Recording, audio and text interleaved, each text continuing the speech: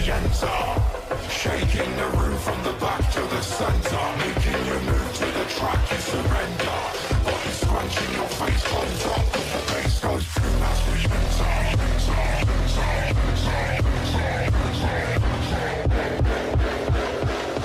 Body scrunching your face closed up cause the bass goes. Shaking the room from the back to the center. Making you move to the track, you surrender. Shaking the room from the back to the center. Body scrunching your face closed up cause the bass goes. Shaking the room from the back to the center. Making you move to the track, you surrender. Shaking the room from the back to the center. Body scrunching your face closed up cause the bass goes as we enter. Shaking the room from the back to the center. Making you move to the track, you surrender. Body scrunching your face closed up cause the bass goes as we enter. Shaking the room from the back to the center. Making you move to the track, you surrender. Body scrunching your face closed up cause the bass goes.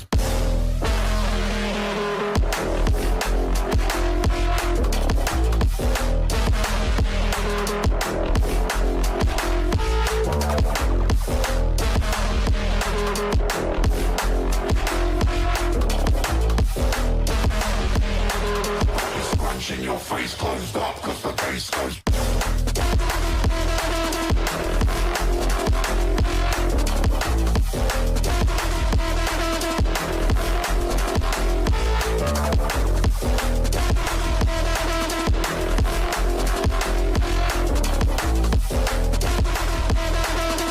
Scrunching your face closed up cause the bass goes as we enter. Shaking the room from the back to the center. Making you move to the track, you surrender. Body scrunching your face closed up cause the bass goes as we enter. Shaking the room from the back to the center. Making you move to the track, you surrender. Body scrunching your face closed up cause the bass goes.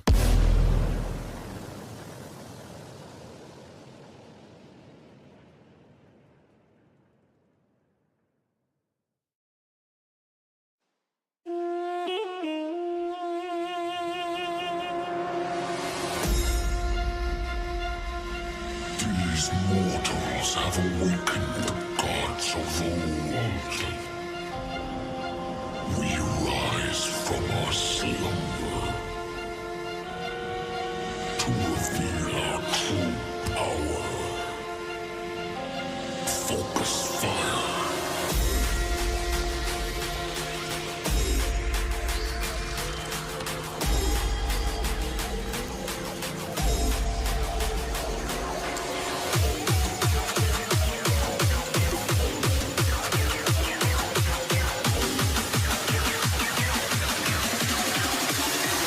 To strike.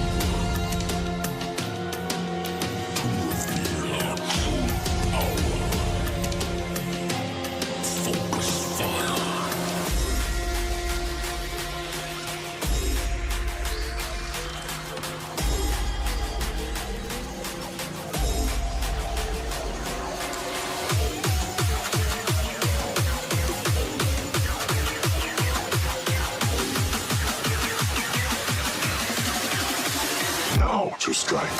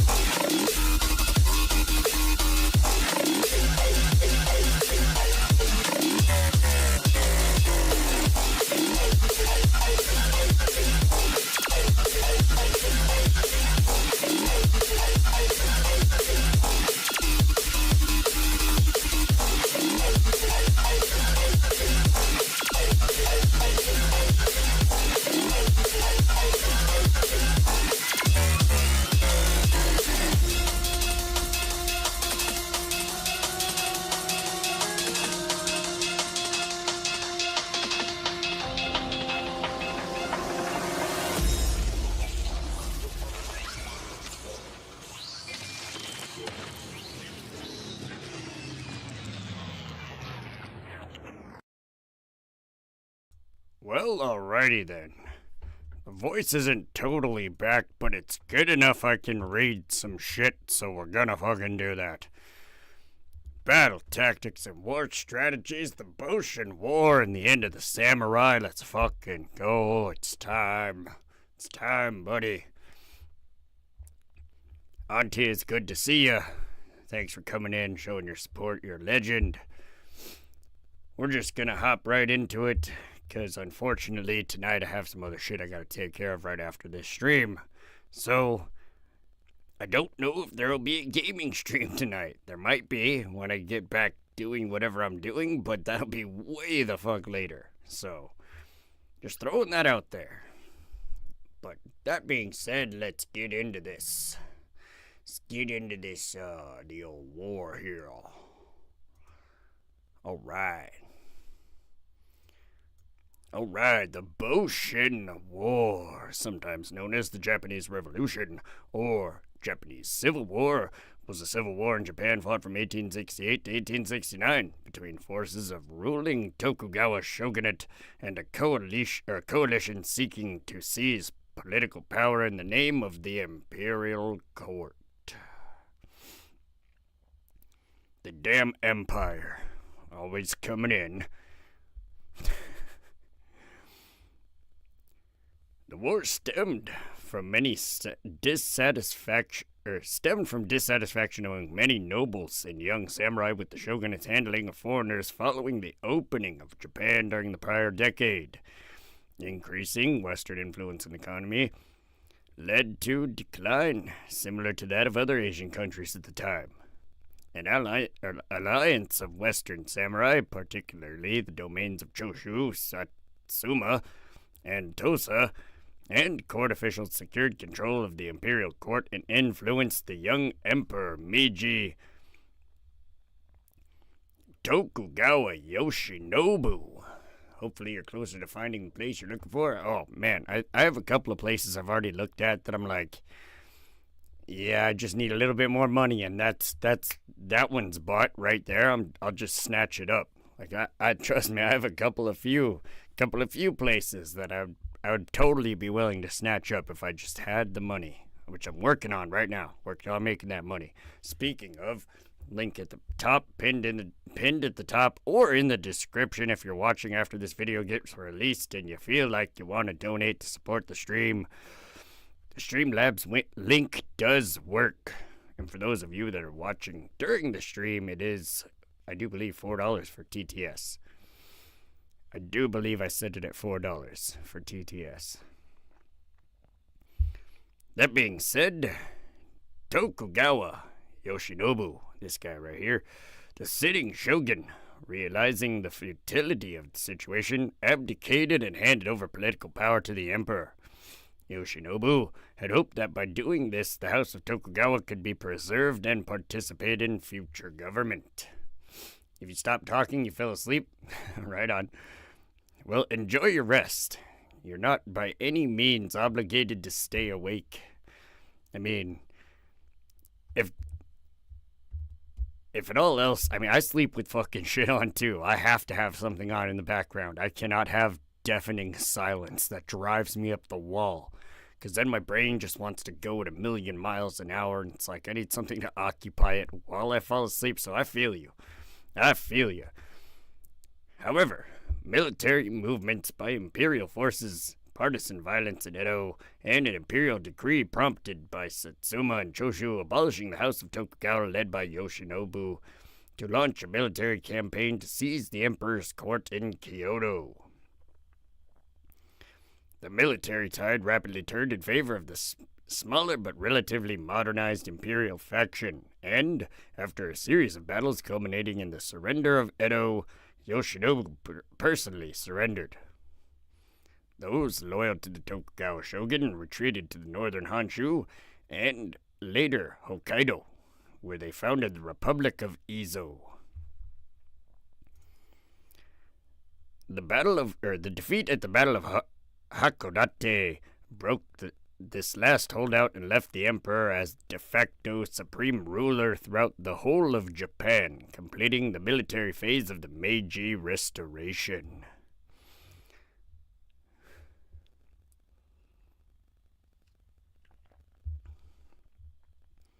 Around 69,000 men were mobilized during the conflict, and of these, 8,200 were killed. In the end, the victorious imperial faction abandoned its objective of expelling foreigners from Japan and instead adopted a policy of continued modernization with an eye to the eventual renegotiation of the unequal treaties with Western powers. Sleeping in complete silence is awful. You have a box fan on high? Keep me in my prayers? Thank you. Yeah, box fan on high, for sure. Definitely have to have some kind of fan on in some way, shape, or form. And then usually I have like a documentary playing in the background. So like, that's kind of why I fully understand, because I listen to like historical content and other shit too while I'm falling asleep. Top tier. Great minds think alike. Just throwing that out there. Let's see. Due to the persistence of Saigo Takamori, a prominent leader of the imperial faction, the Tokugawa loyalists were shown clemency, and many former shogunate leaders and samurai were later given positions of responsibility under the new government. When the Boshin War began, Japan was already modernizing, following the same course of advancement that of the industrialized Western nations. Since Western nations, especially United Kingdom and France, were deeply involved in the country's politics, the installation of imperial power added more turbulence to the conflict. Over time, the war was romanticized as a bloodless revolution, as the number of casualties was small relative to the size of Japan's population. However, conflicts soon emerged between Western samurai and the modernists in the imperial faction, which led to the bloodier Satsuma Rebellion 9 years later.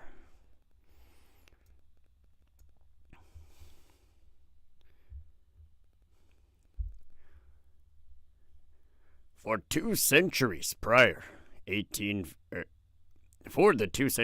to 1854, Japan had a strict policy of isolationism, restricting all interactions with foreign powers, with the notable exceptions of Korea via Tsushima, Qing China via the Ryukyu Islands, and the Dutch through the trading post of Dejima. In 1854, the United States Navy Commodore Matthew C. Perry's expedition opened Japan to global commerce through the implied threat of force, thus initiating rapid development of foreign trade and westernization. Yeah, it's kind of funny.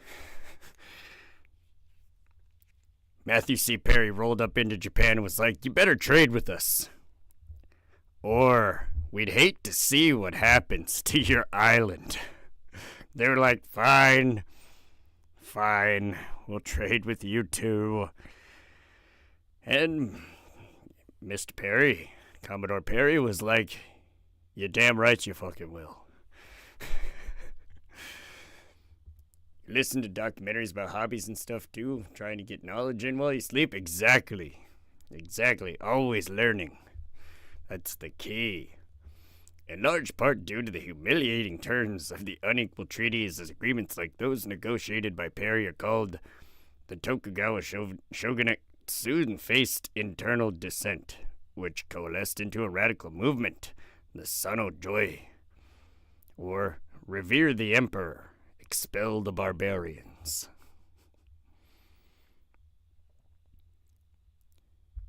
Emperor Kome agreed with such sentiments and, breaking with centuries of imperial tradition, began to take an active role in matters of the state. As opportunities arose, he vehemently protested against the treaties and attempted to interfere in the shogun succession.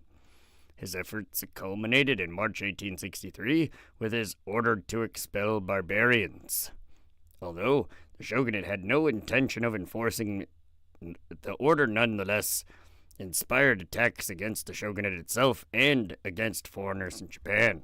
The most famous incident was that of the English trader Charles Leno Richardson, for whose death the Tokugawa government had to pay an indemnity of 100,000 British pounds. Other attacks, including the shelling of former shipping in the port of Shimonosuke.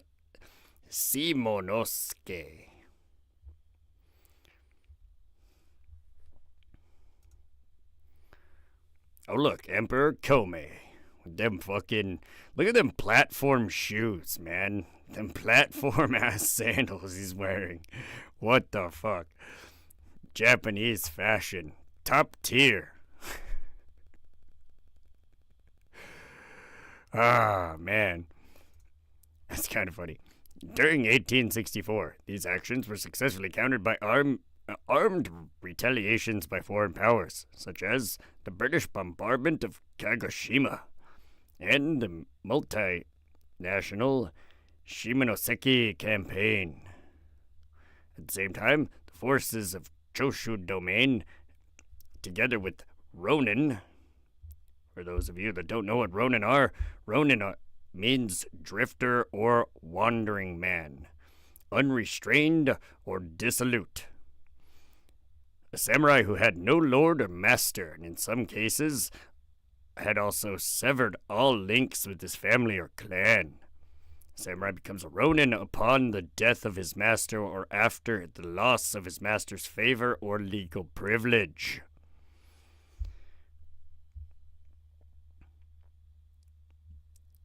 So that's what ronin means. At the same time, the forces of Choshu Domain, together with Ronin, raised the Hamaguri Rebellion, trying to seize the city of Kyoto, where the emperor's court was, but were repelled by the shogunate forces under the future shogun Tokugawa Yoshinobu. The shogunate further ordered a punitive expedition against Choshu, the first Choshu expedition, and obtained Choshu submission without actual fighting. At this point, the initial resistance among the leadership in Choshu and the imperial court subsided, but over the next year the Tokugawa proved unable to reassert full control over the country as most daimyos began to ignore orders and questions from the Tokugawa seat of power in Edo.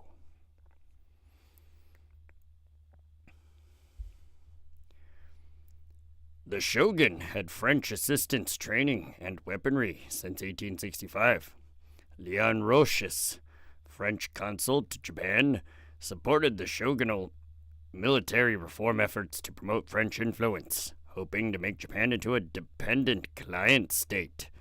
This caused the British to send their own military mission to compete with the French. So now you have France and Britain fighting a proxy war using Japan as Japan's internal conflict as a means for which to fight said proxy war to obtain a dependent client. Just throwing that out there. That happens a lot. Don't act like the US don't do no shit like that either. Despite the bombardment of Kagoshima, the Satsuma domain became the became closer to the British and was pursuing the modernization of its army and navy with their support. The Scottish merchant Thomas Blake Glover. Oh, Amaguri Rebellion. Look at that. Thomas Blake Glover. Little behind on the fucking slide, my bad. Sold quantities of warships and guns to the southern domains.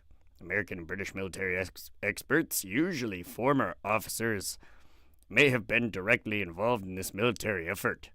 The British ambassador Harry Smith Parkes supported the anti-shogunate forces in a drive to establish legitimate unified imperial rule in Japan and to counter French influence with the shogunate. During that period, southern Japanese leaders such as Saigo Takamori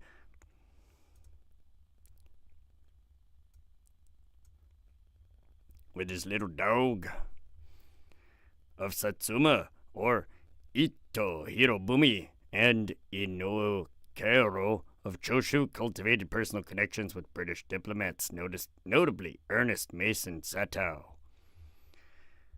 Satsuma domain received British assistance for their naval modernization, and they became the second largest purchaser of Western ships after the shogunate itself, of which nearly all British built.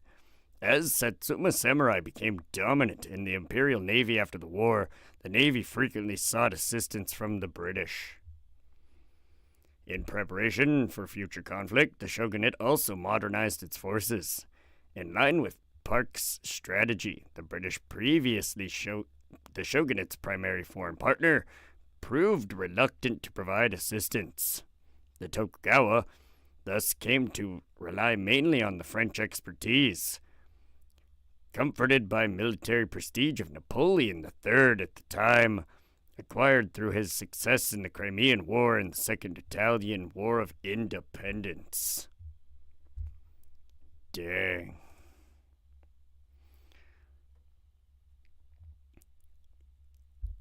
The shogunate took major steps towards the construction of modern and powerful military. The Navy, with a corps of 8 steam warships, had been built over 7 years and was already the strongest in Asia.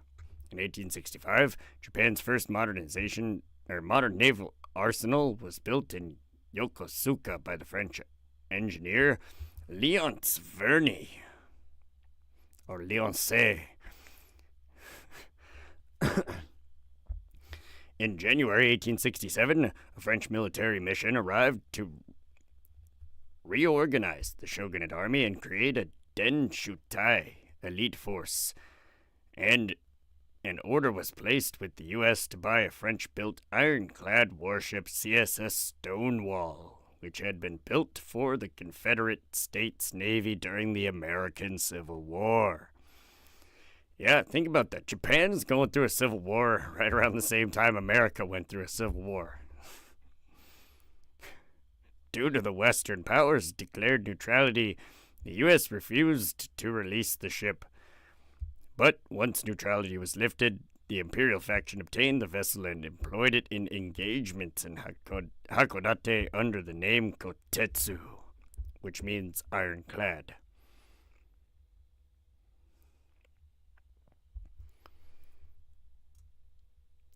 Following a coup d'etat with the Choshu, which returned the power to extremist factions opposed to the shogunate announced its intention to lead a second Choshu expedition to punish the renegade domain.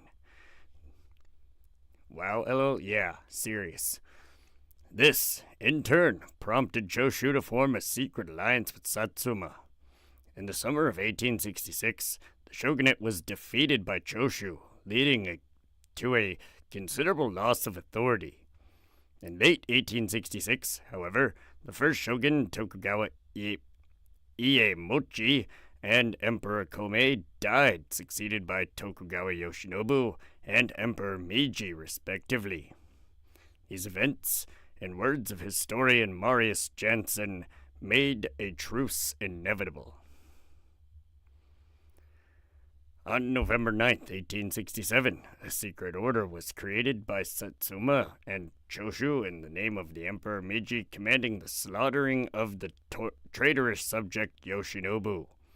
Just prior to this, however, and following a proposal from the daimyo of the Tosa domain, Yoshinobu resigned his post and authority to the emperor, agreeing to, quote, be the instrument for carrying out, end quote, imperial orders. This ended the Tokugawa shogunate. No more shogunate. Emperor Meiji himself. While Yoshinobu's resignation had created a nominal void at the highest level of government, his apparatus of state continued to exist. Moreover, the shogunate government, the Tokugawa family in particular, remained a prominent force in evolving political order and retained many executive powers. Sato speculated that Yoshinobu had agreed to an assembly of daimyos on the hope that such a body would restore him, a prospect hardliners from Satsuma and Choshu found intolerable. Events came to a head on January 3, 1868, when these elements seized the imperial palace in Kyoto, and the following day had the 15-year-old Emperor Meiji declare his own restoration to full power. Although the majority of the imperial consultative assembly representing all of the domain was happy with the formal declaration of direct rule by the imperial court and tended to support a continued collaboration with the Tokugawa government, Saigo Takamori threatened the assembly into abolishing the title shogun and ordering the confiscation of Yoshinobu's lands.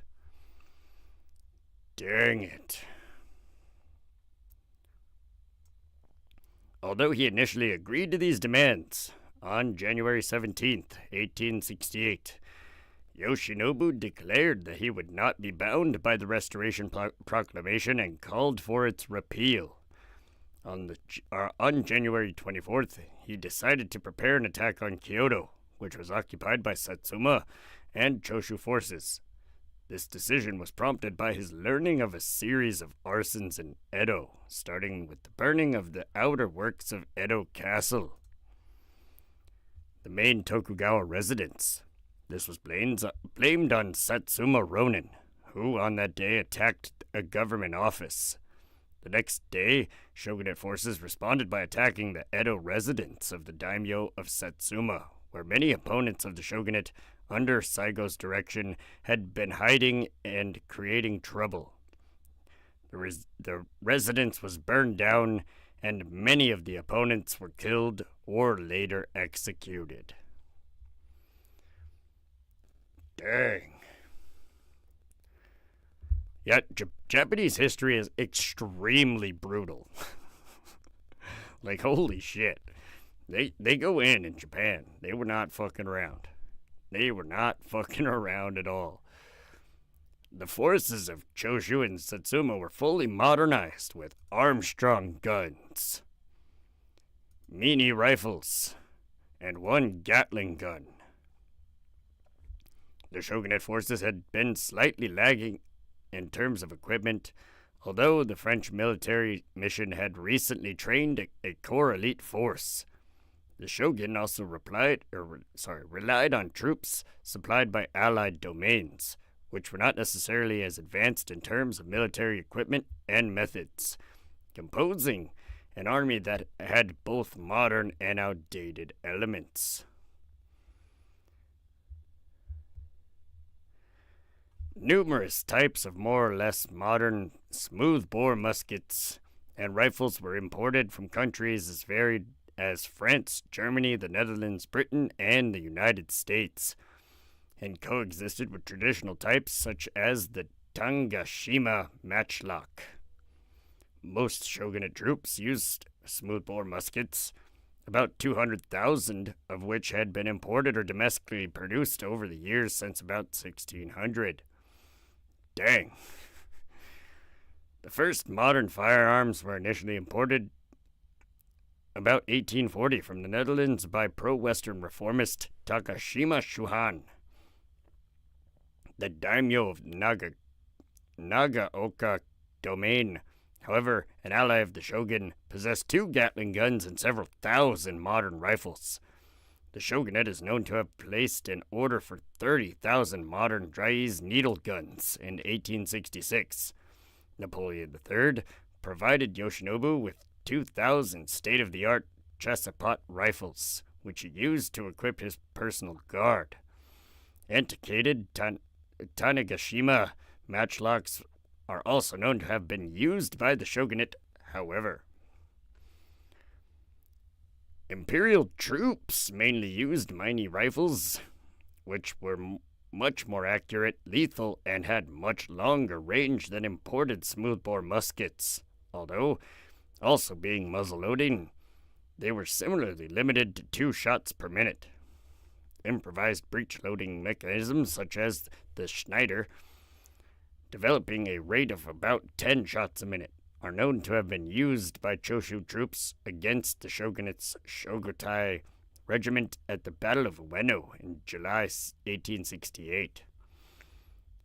In the second half of the conflict, in the Northeast Theater, Tosa troops are known to have used American-made Spencer repeating rifles.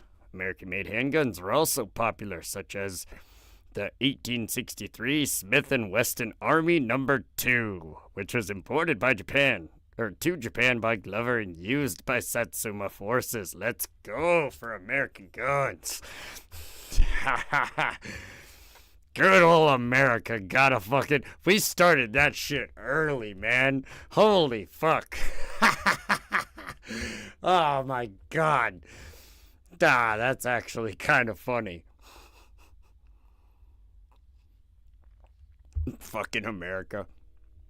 Hey, want some guns? We got some guns for you.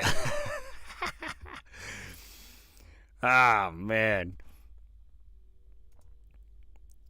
Oddly enough, for artillery, wooden cannons, only able to fire about 3 or 4 shots before bursting into smithereens, coexisted with state-of-the-art Armstrong guns using explosive shells.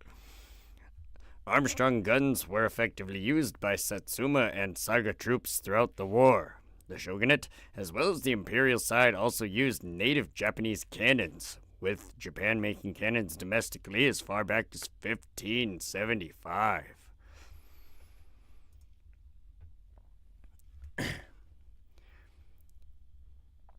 In the area of warships, also, some of the most recent ironclads, such as the Kotetsu, coexisted with older types of steamboats and even traditional sailboats. The shogunate initially had the edge in warships, and it had the vision to buy the Kotetsu. The ship was blocked from delivery by foreign powers on grounds of neutrality once the conflict had started, and was ultimately delivered to imperial faction shortly after the Battle of Toba Fushimi. Fucking awesome. That thing looks badass, not gonna lie. Like old-ass battleships, bro. That big old fucking smokestack right there in the center. Legends. Legends. Uniforms were Western style for modernized troops, usually dark with variations in shape of the helmet. Tall conical for Satsuma, flat conical for Choshu, rounded for the shogunate. Officers of the shogunate often wore French and British uniforms. Traditional troops, however, retained their samurai clothes. Some of the imperial troops wore peculiar headgear involving the use of long, colored bear hair, the red bear wigs indicated officers from Tosa, while the white bear wigs officers from Choshu, and the black bear wigs officers from Satsuma. Interesting. It's how they distinguished from the 3 sides. It was like a trifecta war. That's nuts. Alright, the status of the combatants. It's the final part of this stream. Let's get into it. We're gonna go over some of the like power level of each side, basically.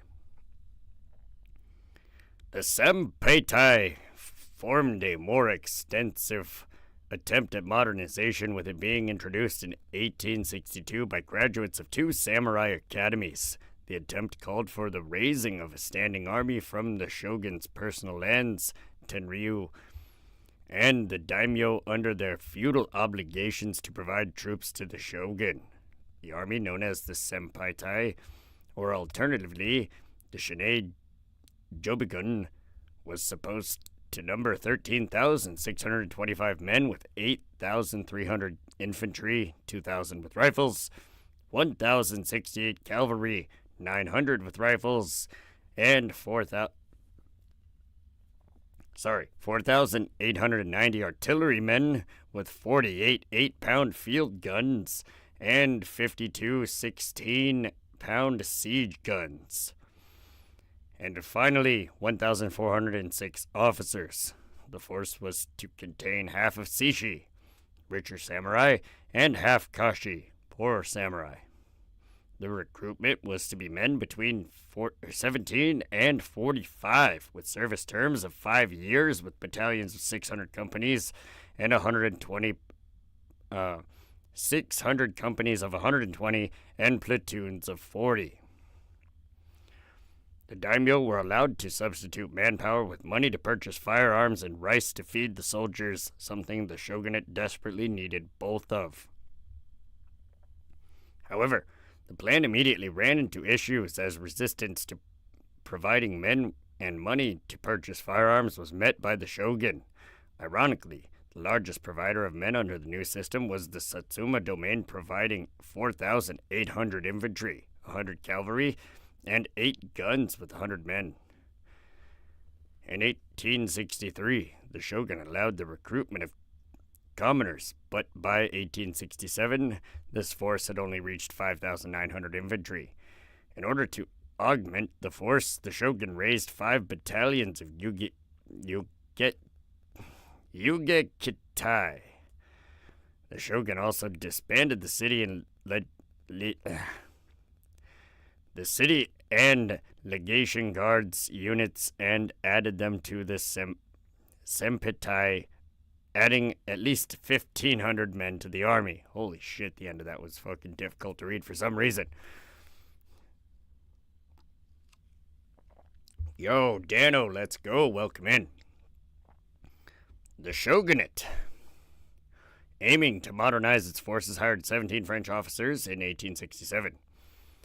These 17 officers trained 900 men who formed the elite Denshutai. The French officers brought with them 3,000 chest-pot rifles and 12 artillery pieces. 3 separate military schools were constructed for the infantry, artillery and cavalry, with limited engineer instruction. They also introduced carbine and lance cavalry to the force. It was intended for the 900 men of the Denshutai to be dispersed amongst the myriad of shogunate armies to train and reorganize them, though this did not occur due to the outbreak of hostilities. The shogun additionally possessed 302 Shinsengumi police forces who were intensely loyal to the shogunate. The shogunate navy also contained 3,000 sailors who acted as infantry on Hokkaido towards the end of the war. And now the imperial forces. Satsuma. The Satsuma domain in 1840 contained 25,000 samurai, and being more open to the world and at large, underwent a more rapid process of modernization than the shogunate. In 1854, a foundry was already founded for firearms production, soon joined by an artillery foundry and 3 ammunition plants. The Anglo-Satsuma War of 1863 gave the Satsuma officials a further incentive for more extensive military reforms due to the poor military performance of its forces. The daimyo therefore hired several French officers and began enrolling peasants into the military. The Choshu domain in 1840 contained 11,000 samurai and was also more amenable to reform, and more ambitious than Satsuma in reform and the recruitment of peasantry, with the the formation of 300 strong Kitai, a mixed formation of samurai, townsmen, and peasants with Ronin officers with tough discipline in Western uniforms. A second and third company was raised, increasing its strength to 900 men. The usage of gunboat diplomacy brought in many volunteers, and another 980 men were formed in several shotai or auxiliary militia, with 60 units in total by 1865. The shotai were added to the Choshu military and given modern weaponry by 1868.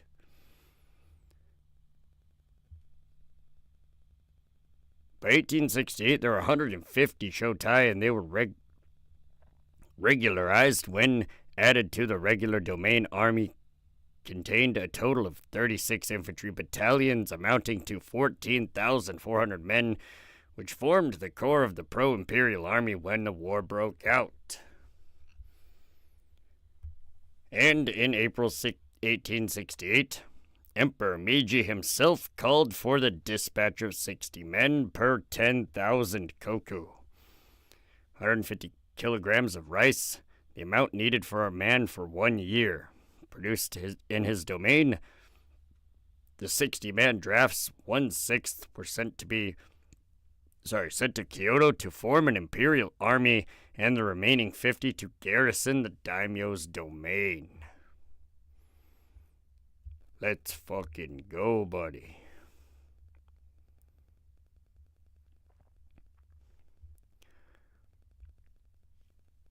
That finishes the first part of the Boshin War. Did a slight overview, right? We did a slight overview of the war. We talked about some of the political background, which I felt was necessary to go over, because a lot of that is what led up to the war in the first place, right? All the political differences, especially the United States kind of forcing them to open up to Western, you know what I mean, trade. Be like, look, dude, if you don't trade with us too, we're just going to wipe you out kind of thing. Was a little intense. You know, so I figured that was kind of relevant to go over. But then I decided to take a turn with this episode and discuss some of the weapons, because I thought wooden cannons was kind of fucking interesting. Who uses a wooden cannon? So next time, now that we know all of the statistics, right? We know the power levels of each side. We know what they're equipped with. Shit, we even have a pretty good descriptor of what they looked like, right? Next, we'll be going over the beginning, the middle, and the end of the war. And then, of course, like we do on every war, we'll be going over the aftermath. But that'll be starting with opening conflicts, right? So on January 27th, 1868, shogunate forces attacked the force of Choshu and Satsuma, clashing near Toba and Fushimi at the southern entrance to Kyoto in the Battle of Toba-Fushimi. So that's what we'll be starting out with tomorrow. Get to talk about some Gatling guns. Let's go. People getting mowed down. War crimes. Shit. It's fucking awesome. But yeah, I know I kind of rushed through this episode. Again, have fucking shit I have to do after this stream, so there won't be a gaming stream right away. If there is one, it'll probably end up being around 4 a.m. Central Standard Time, right? So it'll be fucking way later. Just for reference, it's 12:55 a.m. right now. Right? So 3 more hours. Won't be able to do it right away, though. Got too much shit to do. Got stuff I gotta take care of. Unfortunate, but it fucking happens. Wasn't trying to rush through today's episode. I was actually gonna make it a lot longer. I was gonna go through the entire fucking war. But I figured I would just split it in two. go over the pertinent information, like the nitty-gritty details of both sides, and then kind of talk about some of the politics, and then we'll move into the actual war part tomorrow in the aftermath, right? That way there's a complete understanding of the Boshin War, what led up to it, why it happened the way that it happened, and why it turned out the way it turned out. Shit. Yeah, seriously. Shit. Fucking hate it. Dude, today has been like, what the fuck? All day, dude. All fucking day today has been a day. Not gonna let it get to me, though. Why? Because fucking A, happiness is a damn choice. And I was actually excited to come up here and fucking do this episode. Because damn it, I love talking about fucking war history. Like, holy shit, man. One of my favorite subjects, I mean, history in general is one of my favorite subjects, but specifically war stories, I don't know. People are crazy, man. They do some crazy shit. It's fucking nuts to me. Just nuts on a whole nother level. So, and then I guess, you know, a big part of it is there's a lot of pertinent information. Like, I'll throw little bits and pieces in there that, you know, I probably shouldn't, because, you know, it's fucking dick move to kind of talk about our own government that way, but I'm just pointing it out. Just pointing some shit out. That's all I'm doing. Just pointing some shit out. Like, you know, the United States forcing Japan to trade with them, otherwise implying fucking that they were gonna wipe them out. Like, dick move, dude. Dick move. But, you know, hey, whatever. That's politics, right? Fucking politics. I also pointed out, if you don't think the United States does that anymore, you're fucking crazy. Crazy to think the United States doesn't still force people into fucking trade or allyship or whatever the fuck just for personal gain. If you're a superpower, you're gonna do what it takes to stay a superpower. So, to combat all the propaganda and maybe open up people's perception to some of the bullshit going on in the world, not necessarily specifically caused by just the United States, but all fucking governments, because that's what they've done since the dawn of goddamn time, well, maybe I can illuminate y'all just a little bit. That's what I hope to do.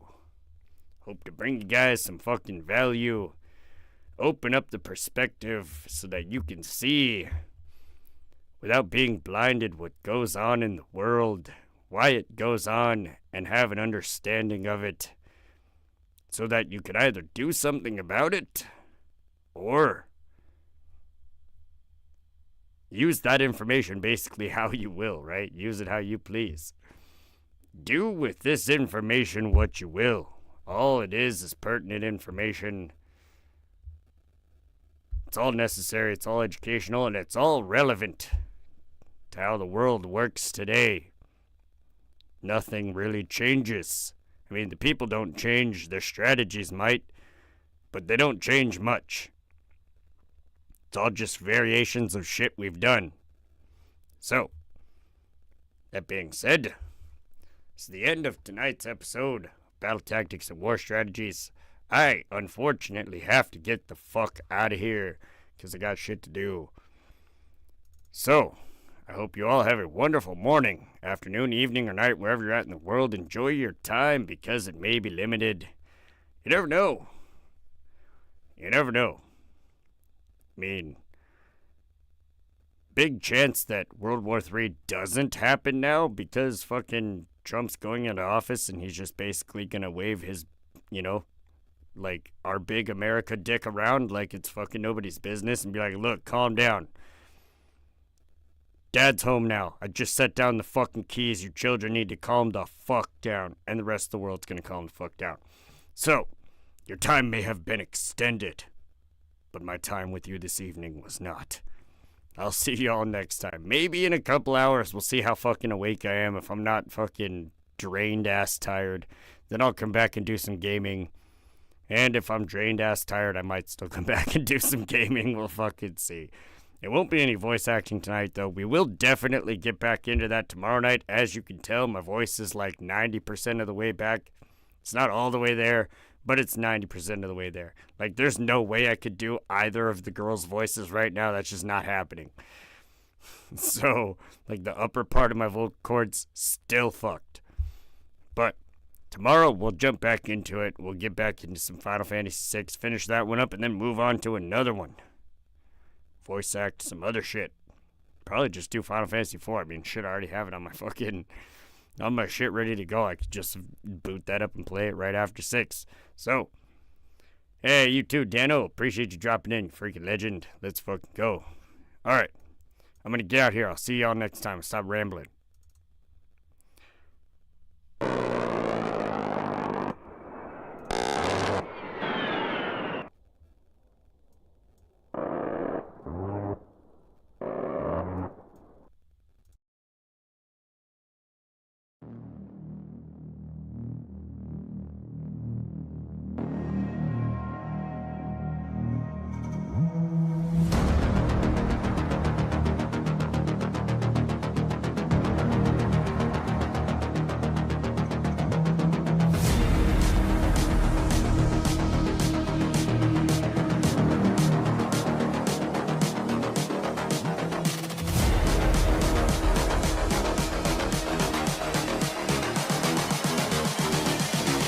I just wish he knew.